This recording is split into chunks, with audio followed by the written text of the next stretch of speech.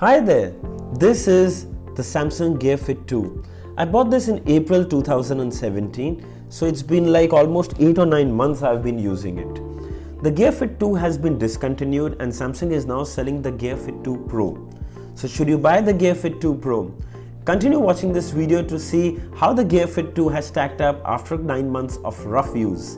This is your friend Tech Singh. Let's get started.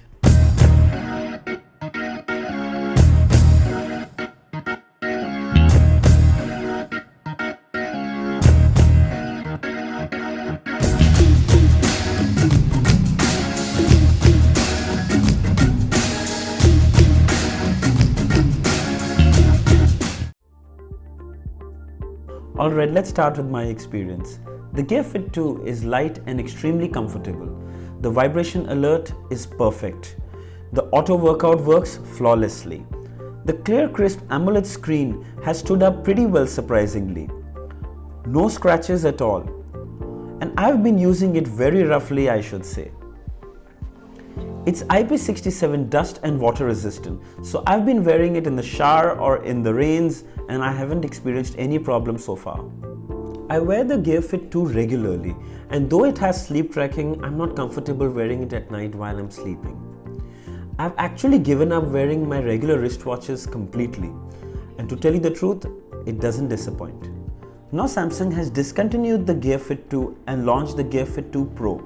They both are technically identical. They share the same internals, the same display resolution, the same weight and the same design. So when I'm talking about the Gear Fit 2 Pro, the user experience, the handling and the wear and tear would be also identical. There is 4 GB of internal memory to save your favorite MP3s which you can listen using any Bluetooth headsets.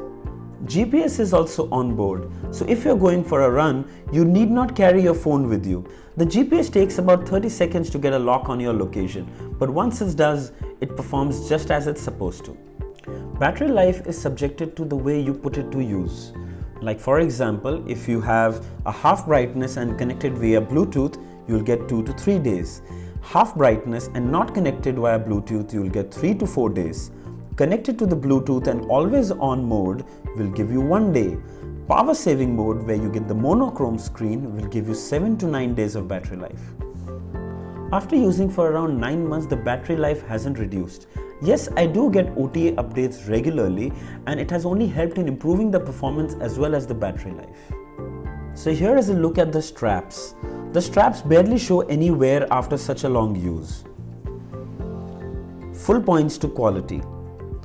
I've also been using a couple of third-party straps. I've made a video on it and I will leave a card here and you can click on it and see the video and see how the straps look. Charging the Fit 2 barely takes 40 minutes to 1 hour. But yes, here I have faced a problem. The magnetic connection terminals on the band show a lot of wear and damage. In fact, this is one place I didn't expect the wear. When I place the band on the charging dock, I do face some issues. It holds instantly, but it doesn't charge unless I set it right. I tried cleaning the terminals with the soft brush but in vain. Since my Gear Fit 2 is still in warranty, I'm considering sending it to the service center. I shall update what the company had to say about it.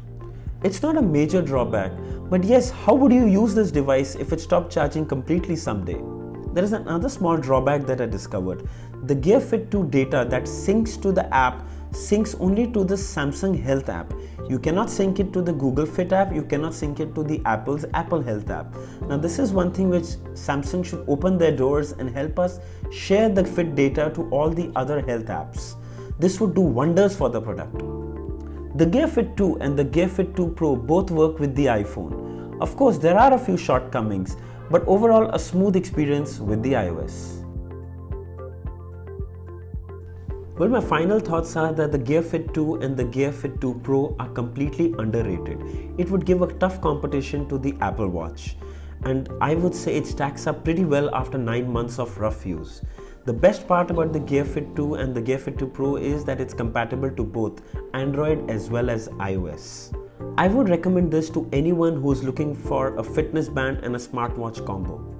I wish the next Gear Fit version looks a little more premium than the current version. Don't get me wrong, it still looks gorgeous, but I wish it had that little premium streak to it that the Apple Watch has. The Gear Fit 2 isn't available anymore, but you can go for the Gear Fit 2 Pro. It's absolutely worth it. I shall leave the links in the description if you'd like to buy one. Write down in the comments section if there is a different opinion that you share, or if you have any questions regarding the Gear Fit 2 or the Gear Fit 2 Pro. I hope you really liked this video. Quickly smash that like button, subscribe to my channel for more videos like this. Until next time, cheers. Audio Jungle.